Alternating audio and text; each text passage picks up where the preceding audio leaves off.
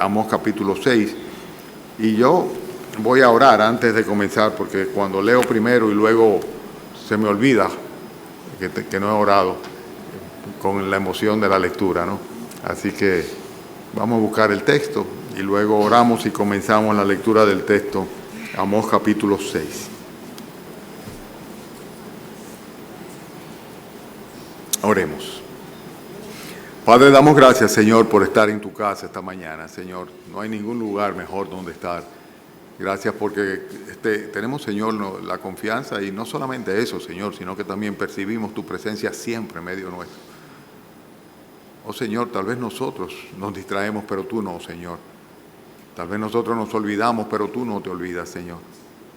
Padre, gracias porque tú eres cumplidor de cada una de tus promesas, y entre ellas está el estar con nosotros cuando nos reunimos en tu nombre. Padre, si traemos ofrendas, Señor, es para dedicarla a ti, Señor. Si traemos nuestros corazones, Señor, es para consagrarlos a ti también, Señor. Y también pedimos, Señor, que nuestros pensamientos por igual, Señor, sean supeditados a ti, Señor. Y lo hacemos de una manera especial en este momento en el cual queremos exponer tu palabra, Señor, y para eso necesitamos necesariamente la guía de tu Santo Espíritu para emitirla y recibirla, Señor, para que realmente sea fructífera, Señor. Sabemos, Padre, que no es un asunto de vista, Señor, sino que es un asunto, Señor, de corazón. Y te rogamos, Señor, que en consecuencia que obres en nuestros corazones independientemente de lo que pueda manifestarse visualmente, Señor. Rogamos, Padre, por los que no están entre nosotros y que tienen, Señor, algún motivo que justifique su ausencia, Padre, para que tú les bendigas, Señor, y aún, Padre, les consuele por su inasistencia. Pero también rogamos por los que por pura simple displicencia, Señor, o falta de interés, o por falta de consagración, Señor, no están entre nosotros, para que tú, Señor, hables a sus corazones y les traigas, Señor, a tus pies, y ellos realmente, Padre, comprendan ciertamente que este es un día tuyo, Señor, un día en que nos consagramos y nos dedicamos a ti, Señor, porque así lo estableciste tú, dejar un día, Señor, de la semana para adorarte, para honrarte, Señor, para servirte, Señor. Bendícenos, Padre, ahora en este tiempo. Mira a doña Josefina, Padre, como está atribulada, acongojada, Señor. Mira su edad, su debilidad, Señor. Fortalécela, Padre, guárdale su salud, Señor. A ella también permite, Padre, que pueda tener en su hija, en sus hijos, Señor, pues la compañía y el consuelo necesario, Padre. Y también, Padre, queremos rogarte por su hermano para que tu misericordia le alcance, Señor. Padre, gracias por la oportunidad, Señor, de interceder por Elidenis y su madre, Señor, y sus hermanos, ya que, Padre, a tiempo llegó, Padre, a tu oído la súplica por la salvación de su padre, y fuiste misericordioso, Señor. Te pedimos, Padre, que ahora tú les bendigas y les ayudes en todo el proceso, Señor, de la repatriación, Señor, si se llama así, o el retorno, Padre, para la sepultura de su Padre. Te rogamos, Señor, a tu iglesia, a nosotros, Señor, que nos ayudes a estar atentos de las necesidades de los unos de los otros, Señor, y a ser, Señor, consoladores y acompañadores, Señor, de los hermanos que están pasando por tribulación. Te rogamos, Padre, tu bendición y tu dirección en todo, en el nombre del Señor Jesucristo. Amén. Escúchame si me extiendo orando, es que a veces como que uno se le olvida que estamos aquí. No sé. Bien, vamos a esperar que entren los que están llegando y ocupen sus lugares, y entonces comenzaremos con el capítulo 6 del libro de Amós. Estamos estudiando a los profetas menores, específicamente al profeta Amós. Ya pasamos por el profeta Joel con anterioridad, habíamos estudiado a Oseas también, y también a Daniel. Así que si seguimos así, posiblemente iremos poco a poco cubriendo unos y otros, aunque también, si el Señor lo decide, pues iremos al Nuevo Testamento en el interín. Amós, capítulo 6, ¿ya sí estamos listos? Hay de los reposados en Sión y de los confiados en el monte de Samaria, los notables y principales entre las naciones a los cuales acude la casa de Israel. Pasad a Calne y mirad, y de allí id a la gran Hamat. Descended luego a Gad de los filisteos, ved Si son aquellos reinos mejores que estos reinos, si su extensión es mayor que la vuestra. Oh vosotros que dilatáis el día malo y acercáis la silla de iniquidad, duermen en camas de marfil y reposan sobre sus lechos, y comen los corderos de rebaño y los novillos de en medio del engordadero. Gorjean al son de la flauta e inventan instrumentos musicales como David. Beben vinos en tazones y se ungen con los ungüentos más preciosos, y no se afligen por el quebrantamiento de José. Por tanto, ahora irán a la cabeza de los que van a cautividad y se acercará el duelo de los que se entregan a los placeres. Jehová, el Señor, juró por sí mismo. Jehová, Dios de los ejércitos, ha dicho: abomino la grandeza de Jacob y aborrezco sus palacios, y entregaré al enemigo la ciudad y cuanto hay en ella. Y acontecerá que si 10 hombres quedaren en una casa, morirán, y un pariente tomará cada uno y lo quemará para sacar los huesos de la casa, y dirá al que estará en los rincones de la casa: ¿hay alguno contigo? Y dirá: no. Y dirá aquel: calla, porque no podemos mencionar el nombre de Jehová. Porque aquí Jehová mandará y herirá con hendiduras la casa mayor y la casa menor con abertura. ¿Correrán los caballos por las peñas? ¿Ararán en ellas con bueyes? ¿Por qué habéis vosotros convertido el juicio en veneno y el fruto de la justicia en ajenjo? Vosotros que os alegráis en nada, que decís: ¿no hemos adquirido poder con nuestra fuerza? Pues he aquí, oh casa de Israel, dice Jehová, Dios de los ejércitos, levantaré yo sobre vosotros una nación que os oprimirá desde la entrada de Hamat hasta el arroyo del Arabá. Sin lugar a duda que es un mensaje fuerte el que vamos a estudiar esta mañana de parte del Señor para con el profeta Amós. Estamos hablando de un día que le llama aquí la Escritura el día malo. El versículo 3 hace referencia a este día malo cuando dice: oh vosotros que dilatáis el día malo y acercáis la silla de iniquidad.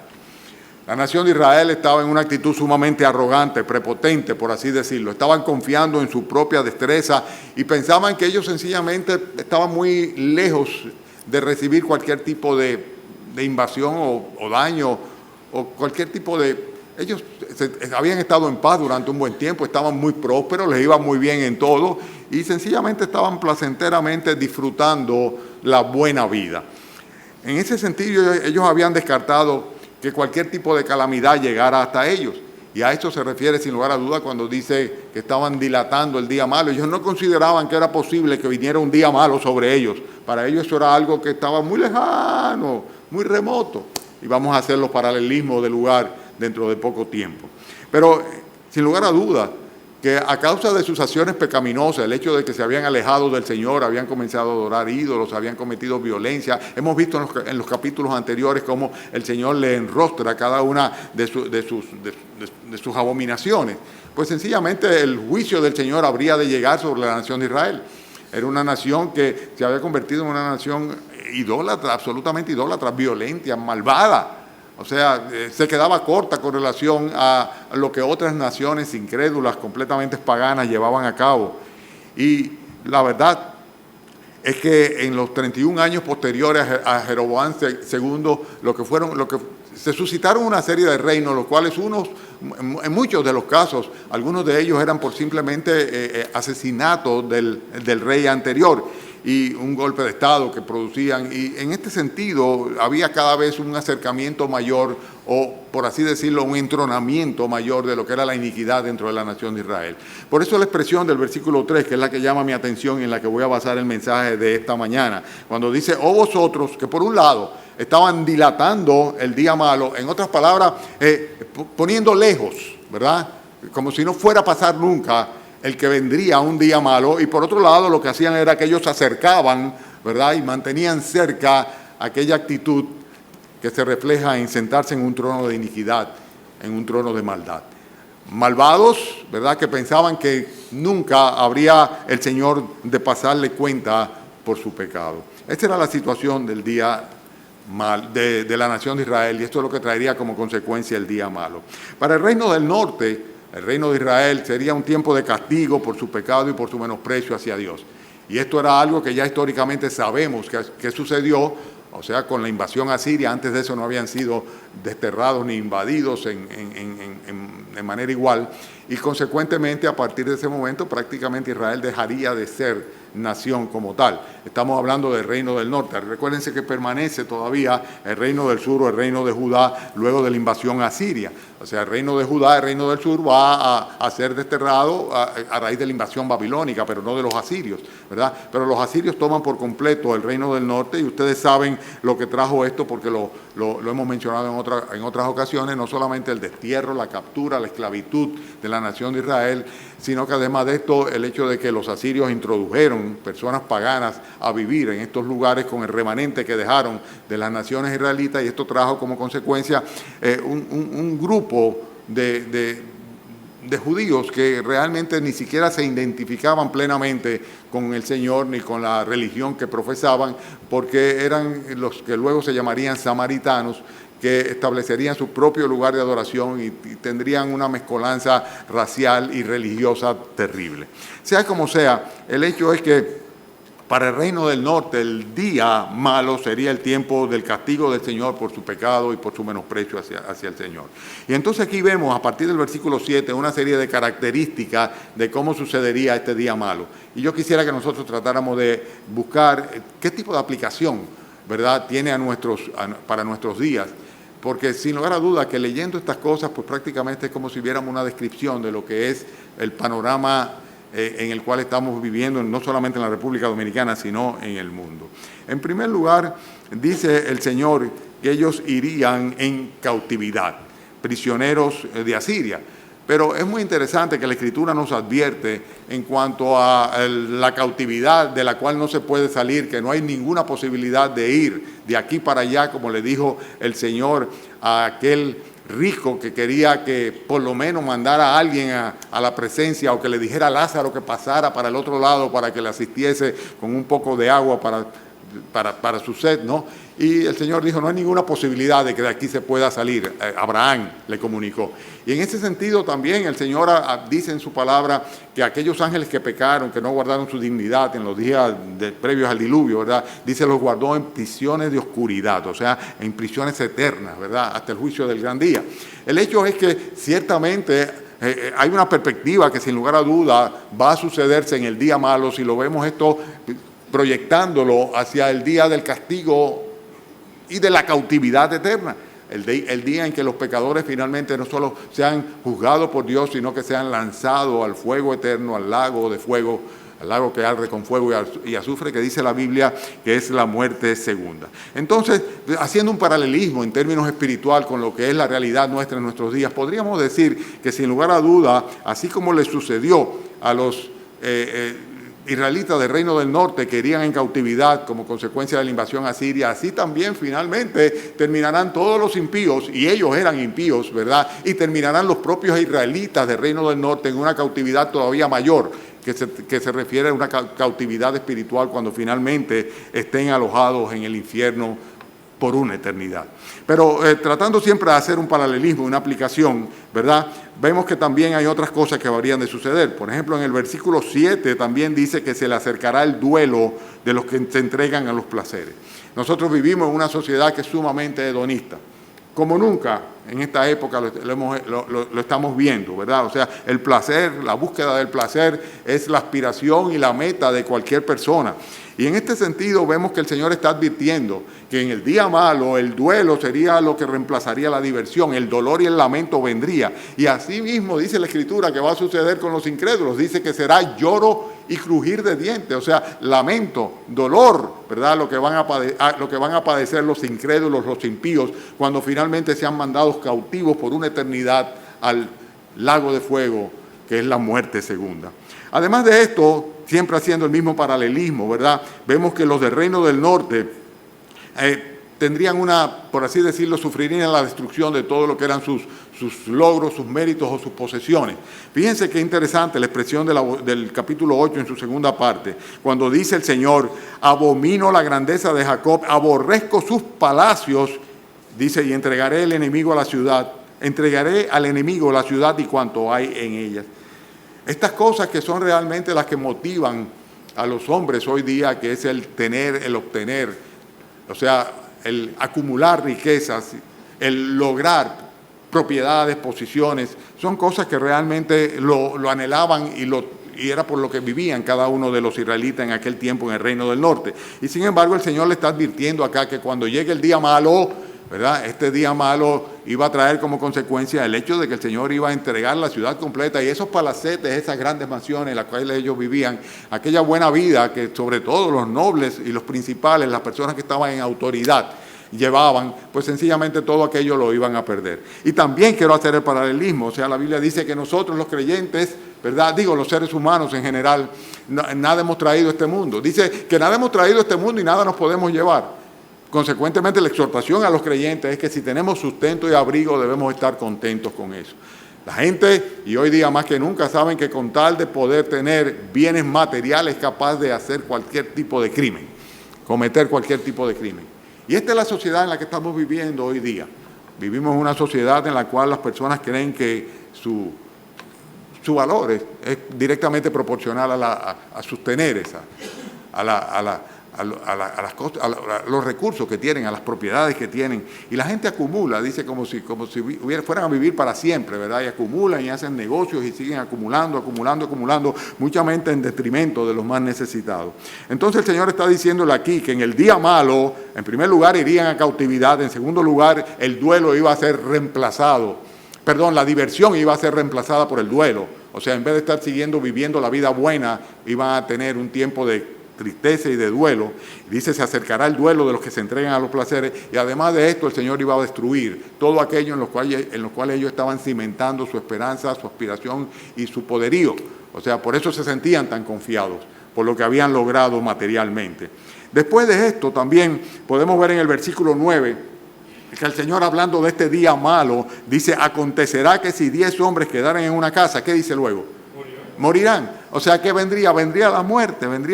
O sea, la muerte, la espada, diezmaría a la población. De hecho, ya lo habíamos visto antes, que de cada 10 permanecería solamente uno. Y es lo que dice a continuación, ¿verdad? Cuando habla acá del hecho de que si quedara uno en una casa, dice, ese se ocuparía de enterrar a los otros 10, ¿verdad? De cremar sus huesos. Y la cremación es algo que realmente para los judíos era algo abominable, era una práctica pagana. Pero sin embargo, cuando venían pestes, ¿verdad?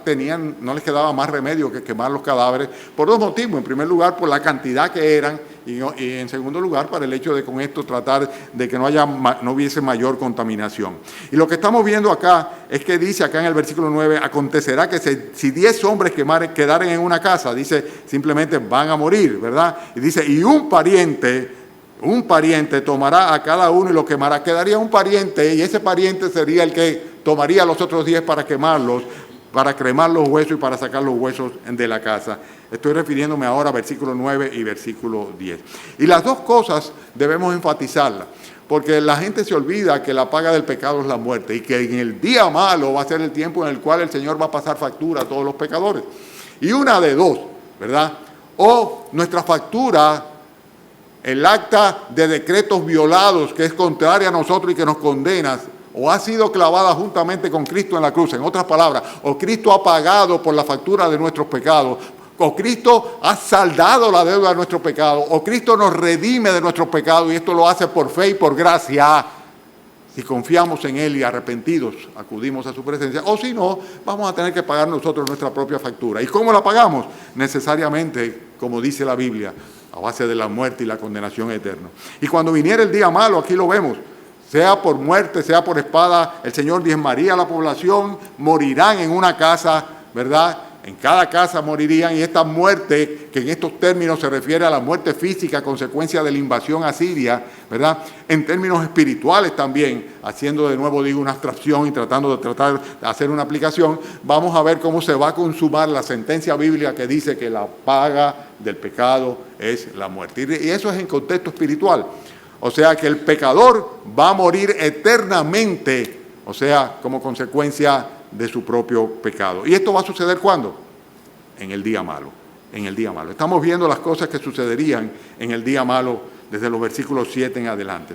Después vemos nosotros en el versículo 10 mismo el hecho de que va a venir la cremación, que no es otra cosa que llevar al polvo de una manera rápida aquello que el Señor sentenció como consecuencia del pecado, que polvo eres y al polvo volverá. Y dice el versículo 10, y esto llama mucho la atención, que dice que dirá a aquel que esté en los rincones de la casa, ¿hay alguno contigo? ¿Lo tienen? Y dirá, no. Y dirá aquel, calla, porque no podemos mencionar el nombre de Jehová. ¿De qué estamos hablando? De que el nombre de Jehová llegará un momento en el cual se constituirá en motivo no de gozo y de paz, sino motivo de terror. Y así era.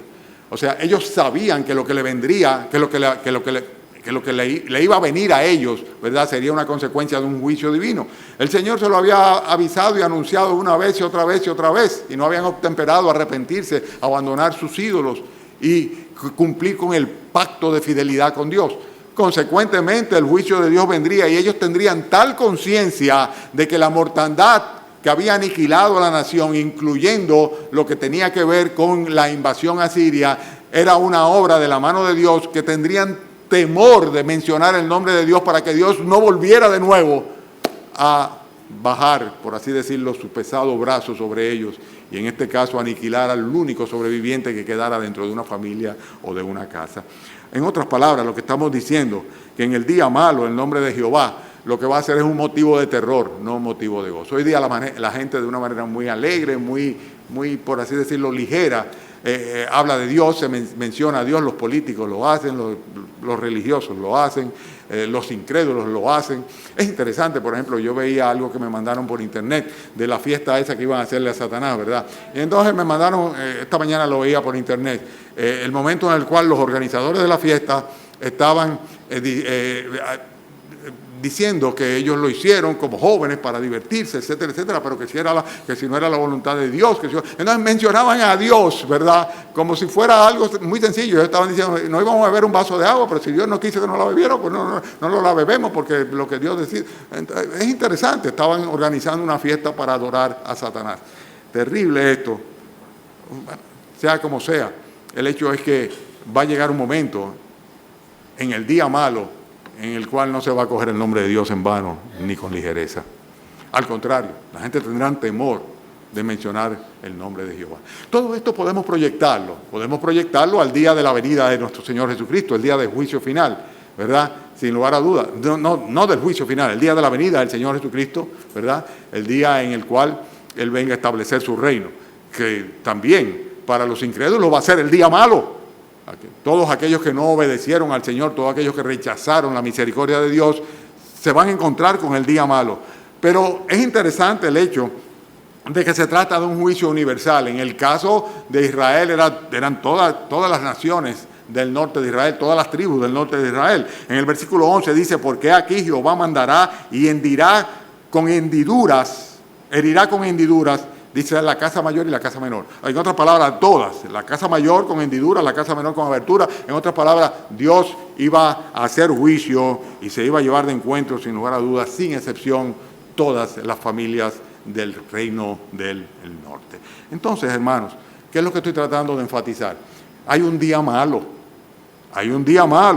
Y aquí precisamente el Señor le está diciendo a las naciones del norte de Israel, ustedes están dándole larga a la realidad de que va a venir un día malo, ¿verdad? Y así hacen los incrédulos. Óyeme, tú le hablas a una persona y le predicas y le dices, tienes que entregarte a Cristo, tienes que pedir perdón ahora, después de muerto no hay nada que hacer. No hay misa, ni santo, ni verbena, ni 9 días, ni nada que sirva. Es ahora. Porque tu día malo, si no tienes a Cristo en tu corazón, va a ser el día en que necesariamente tengas que enfrentarte al juicio de Dios. Y ya no va a haber esperanza. Pero la gente le va dando larga,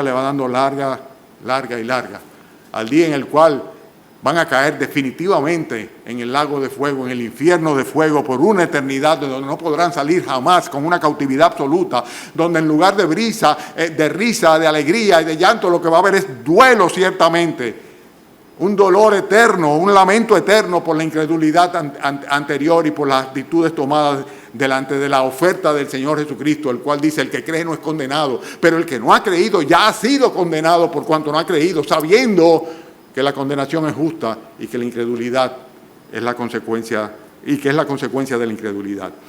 También, en ese día malo, sin lugar a duda, la muerte reinará y el nombre de Dios, en vez de ser un comodín, se va a convertir en algo que los hombres van a tener temor de mencionar. Se va a tratar, sin lugar a duda, de un juicio ineludible, ineludible. Esto tiene que ver con el día malo. Para los pecadores e incrédulos se trata del día de la revelación, del día del justo juicio de Dios. Romanos habla sobre eso, capítulo 2, cuando le dice a los pecadores que sencillamente atesoran ira para el día del justo juicio de Dios, el día malo, el día en el cual Dios juzgará los secretos de los hombres, decía el apóstol Pablo conforme al evangelio que él predicaba, que Cristo ha sido constituido como juez y que juzgará a todos los seres humanos. Ese es el día malo, el día del juicio de los pecadores. Para los incrédulos, sin lugar a duda, va a ser el día en el cual, así como le pasó a Israel en el reino del norte, el Señor juzgará a cada uno conforme a sus obras. Yo tengo tranquilidad en cuanto a eso. Mis obras ya han sido juzgadas, las que cometí y las que voy a cometer, ya han sido juzgadas, ya han sido perdonadas. ¿Por qué? Porque simplemente me acogí a la misericordia y la gracia de Dios. Y la pregunta que yo te hago es, ¿tú lo has hecho? Porque el día malo viene y dilatarlo, decir, no va a pasar nunca. Óyeme, yo estoy muy joven, no confíes en juventud. ¿Cuántos jóvenes murieron en ese asedio y en esa destrucción por parte de los asirios del reino del norte? El día malo está ahí. Y si en contraste de prepararte para ese día malo, lo que hace sencillamente es que te sientas en el trono, como dice acá, de la destrucción, de la maldad, de la iniquidad, y dice sencillamente, yo voy a vivir mi vida y me voy a llevar por delante a quien sea con tal de darme los gustos, los placeres. Recuerda que tendrás que dar cuenta a Dios. Ahora, vamos a hablar de los que dilatan el día malo. ¿Quiénes son aquellas personas que dilatan el día malo? Bueno, también lo dicen los versículos que van del 1 hasta el 6 y luego del 12 al 13. ¿Ok? Ya sabemos en qué consiste el día malo, ¿verdad? ¿Cuál es el día malo entonces? El día en el cual el Señor pasará juicio y condenará.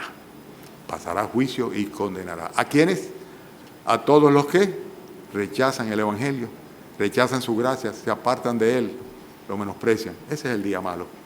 Ok, entonces, ¿cómo se vive de manera tal en el cual una persona no esté apta o preparada para pasar el día malo?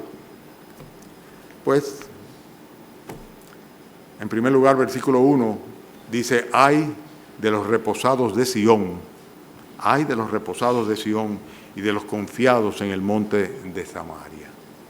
La primera cosa que vemos, y son las características que yo digo que parecerían un retrato de nuestra sociedad hoy día, y sobre todo de aquellas personas que están en eminencia, porque es interesante, en este primer versículo dice, ay de los confiados de Sión, de los reposados de Sión y de los confiados en el monte de Samaria, y dice luego, los notables y principales entre las naciones, a los cuales acude la casa de Israel. O sea, aquellas personas que estaban en autoridad, a los cuales los israelitas tenían que acudir necesariamente. Y el Señor está diciendo, ¡ay de esta gente! ¡Ay de esta gente! Y la primera característica que tienen es que viven simplemente sin sobresalto. Son aquellas personas que piensan que tienen su vida resuelta, viven sin sobresalto, por eso le dice, ¡ay de los reposados de Sión! Viven bien, la buena vida. No solamente eso, sino que creen que van a poder mantener su posición privilegiada por una eternidad. Dice que son personas que viven confiados. Hay de los confiados en el monte de Samaria. O sea que incluye todo Israel, aún el reino del sur, cuando habla de Sión, ¿verdad? Todos los israelitas, pero de una manera muy particular aquellos que están en la parte del norte, en el monte de Samaria. Y fíjense que otra de las cosas que hacen estas personas que dilatan el día malo, que piensan que nunca le va a traer el juicio de Dios, que nunca va a venir calamidad sobre ellos, es el hecho de que se olvidan de que Dios en el pasado ya ha hecho juicio sobre los pecadores y las naciones impías. Fíjense por eso la referencia en el versículo 2, cuando dice, pasad a Calmet, mirad y id de allí a la gran Hamat, descended a Gad de los filisteos. En otras palabras, está hablando desde el norte hasta el sur. O sea, ellos tenían un historial en el cual ellos podían, como dice el versículo 2, ver si son aquellos reinos mejores que estos reinos y si su extensión es mayor que las vuestras. Y ciertamente fueron pueblos muy poderosos y fueron pueblos muy notables, pero sin embargo el Señor hizo juicio sobre cada uno de ellos. En otras palabras, le está diciendo, fíjense en lo que históricamente ha sucedido con aquellos reinos que eran tan grandes o más grandes que los suyos, y sin embargo han sido juzgados por el Señor en diferentes etapas, que no quise traer el dato histórico, pero lo tenía a mano, ¿verdad? Pues el Señor ha destruido esas poblaciones, esas naciones. Entonces le está llamando la atención, observen ya el juicio de Dios en el pasado. Aquellos que alejan, que acercan la silla de iniquidad y que por el contrario dilatan o alejan el día malo, o sea, no quieren pensar ni siquiera en eso, se olvidan ciertamente de que Dios juzga el pecado y a través de la historia ha juzgado el pecado y de una manera muy particular sobre su propio pueblo, sobre el pueblo de Israel. También nosotros vemos en el versículo 3, ¿verdad?, cómo enfatiza de una manera muy clara el hecho de que tenían la actitud de considerar que hay tiempo, o sea, hay tiempo por delante antes de que eso llegue. Y que tal vez inclusive ni llegue. Y es lo que les pasa a los incrédulos normalmente. Tú le dices de la urgencia que tienen en convertirse al Señor Jesucristo, en entregarse al Señor Jesucristo, en arrepentirse de sus pecados, pero lo cogen suave. Hay tiempo. Hay tiempo, sencillamente. Ellos posponen el castigo, el tomar en cuenta la realidad de un castigo futuro. Y aún llegaran a aceptar el hecho de que hay un Dios justo que no pasará por alto el pecado y que no tendrá por inocente el culpable. Sin embargo, sencillamente piensan que para eso hay tiempo, Como recuerdo siempre aquel señor ya mayor a quien le predicaba la palabra del Señor y le decía, usted tiene que arrepentirse. Estoy hablando de muchos años atrás. Y él me decía, sí, está bien, yo sé. Yo le decía, pero usted no se ha puesto a pensar, ¿verdad?, que usted puede morir mañana. Y dice, yo no le doy mente a eso, me decía, yo no le doy mente a eso realmente. Y señores, hay mucha gente que no le dan mente a eso, sencillamente que posponen el día malo, posponen como dice acá, ¿cuál es la expresión exacta? Dilatan, o sea, lo ven lejos, ¿verdad?, el día malo, y no piensan en el hecho de que es una realidad. Hoy estamos aquí, mañana no sabemos, simplemente no sabemos. Fíjense además de esto, que estas personas, ¿verdad?, que dilatan el día malo, son personas que su vida es disfrutar. Lo que quieren es disfrutar. Versículo 5 habla sobre eso. Disfrutar la buena vida. Dice, gorjean al flor de la flauta, al son de la flauta. Inventan instrumentos musicales como David, que dicen, beben vinos en copitas, ¿verdad? Y en tazones, ¿verdad? Y se ungen con los ungüentos más preciosos. En otras palabras, la buena vida, el dormir, el reposar, el comer, el cantar, el tocar, el beber, el placer en general, ¿verdad? Y esto es, si pudiéramos generalizar, ¿verdad?, el afán y el deseo y el norte prácticamente de todo el incrédulo. Y lo penoso del caso es que permea dentro del pueblo de Dios.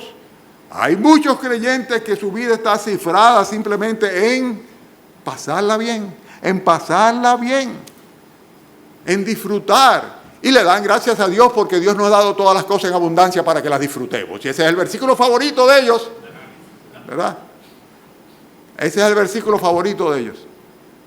Sin embargo, paralelamente con esto, el mismo versículo dice en el versículo 6, ¿verdad? Dice, leo el versículo 6, dice, beben vinos en tazones, se ungen con los ungüentos más preciosos. ¿Y qué dice luego en el versículo 6? Y no se afligen por el quebrantamiento de José. O sea, son personas como egoístas, así como hicieron los hermanos de José, ¿verdad?, que lo vendieron y no les importó si lo mataban o si lo llevaban de esclavo, y mucho menos así también tienen esa actitud. Una actitud egoísta, insensible a las necesidades y las penurias de los demás. Esta es la actitud de aquellos que dilatan el día malo, que viven para el placer, que viven para el disfrute, ¿verdad? Y el Señor está aquí de una manera muy clara señalándolos y ya hemos visto, advirtiéndole sobre lo que sucedería en este día del juicio, del castigo de Dios. Fíjense que son personas que hacen lo inconcebible. O sea, la expresión del versículo 12 también llama la atención. ¿La tienen? Versículo 12. Hay tanto que aprender de esto, ¿verdad? Hay tanto que aprender de esto. Es bueno tener las Biblias ahí y irlo mirando. En el versículo 12 hay un paralelismo, una referencia que hace el Señor aquí con preguntas que parecerían retóricas, pero realmente lo que llevan es a una reflexión. ¿Correrán los caballos por las peñas? ¿Cuál es la respuesta? Imposible. O sea, usted en donde es un pedregal, ¿verdad? O una montaña de roca, por ahí no corre un caballo, ¿verdad? No corre, va a donde es plano, en la llanura es que corren los caballos. Pero no solamente eso, sino que enfatiza todavía más y dice, ararán en ellas con bueyes. O sea, donde está un pedrasco, ¿verdad? Ahí van a arar, los bueyes van a estar arando. No si es piedra, si es una roca sólida, ¿verdad? ¿Qué van a hacer? En otras palabras, lo que está diciendo es algo inconcebible que alguna persona piense que el caballo va a estar correteando, ¿verdad?, en una montaña, en una loma, en un pedregal, o que van a ponerse a arar en ese lugar donde todo lo que hay es una roca. Es algo completamente inconcebible, ¿verdad? Y esto era precisamente lo que ellos estaban haciendo, cuando le dice, ¿por qué habéis vosotros convertido el juicio en veneno y el fruto de justicia en ajeno? ¿Qué habían hecho ellos? Sencillamente habrían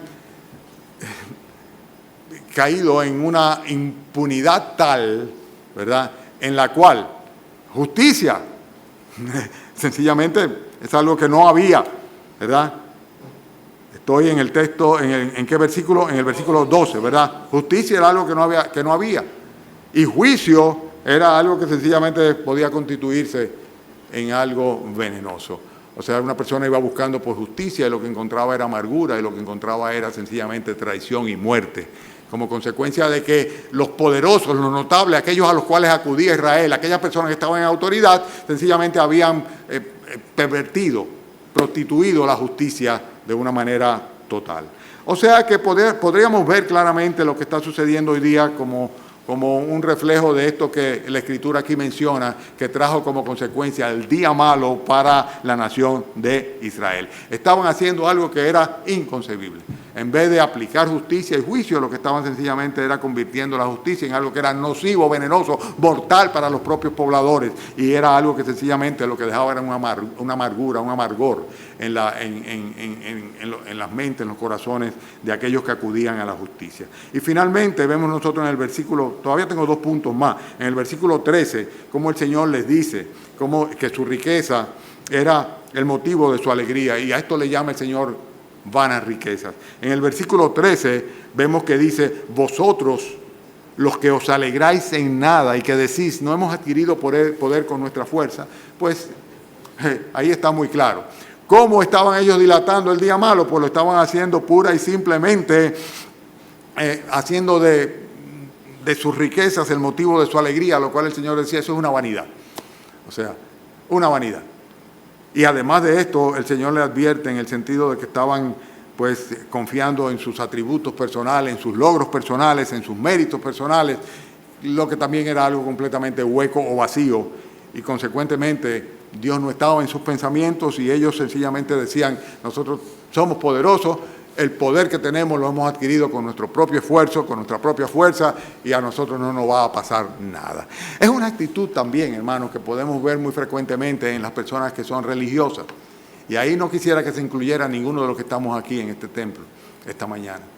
Pero las personas que están religiosas, que son muy religiosas, se amparan en aquellas cosas que realmente no le pueden de ninguna manera proteger ni preservar en el día malo, en el día del juicio de Dios, en el día en el cual el Señor pague a cada uno conforme a sus obras, en el día en que Dios juzgará por Jesucristo los secretos de los hombres, en el día de la ira y de la revelación del justo juicio de Dios, el cual pagará a cada uno conforme a sus obras.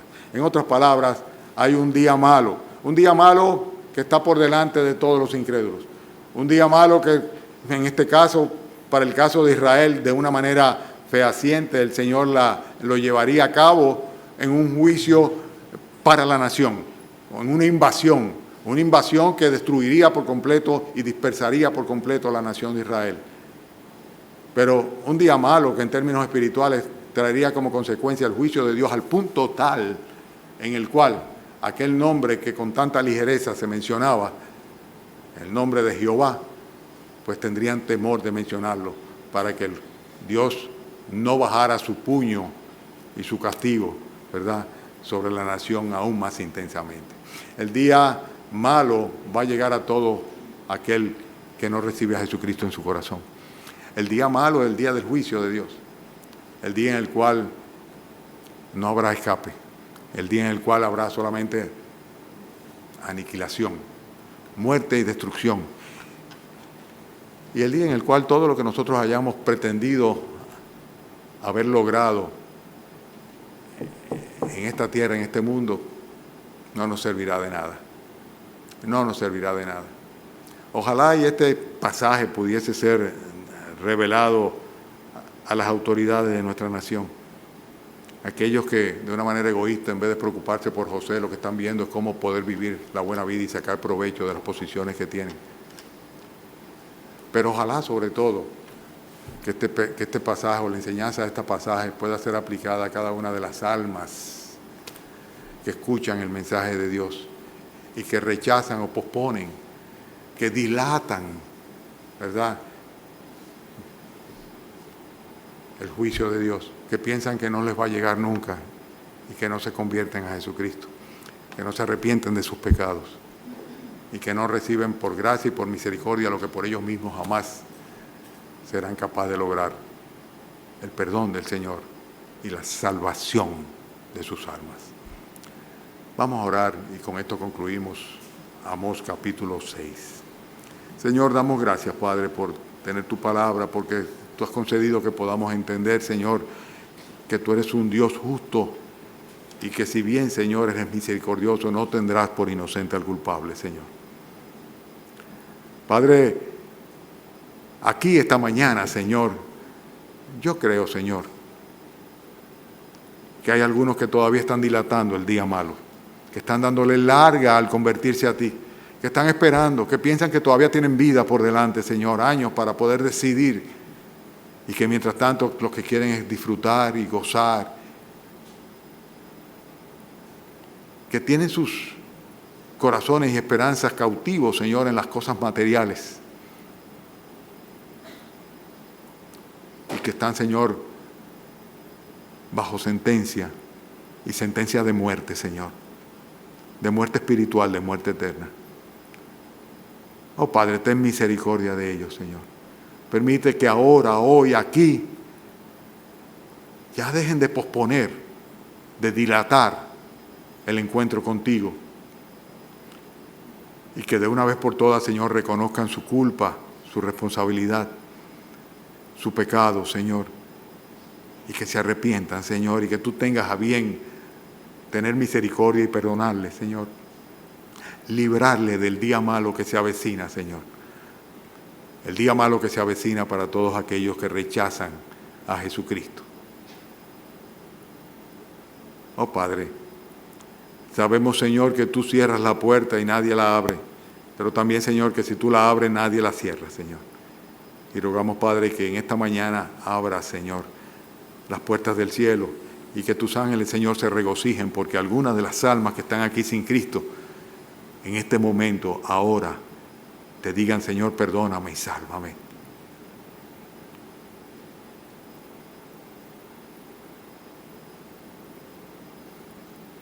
Oh Señor Dios nuestro, bendice el culto de esta tarde que vamos a dedicar a ti con la Santa Cena.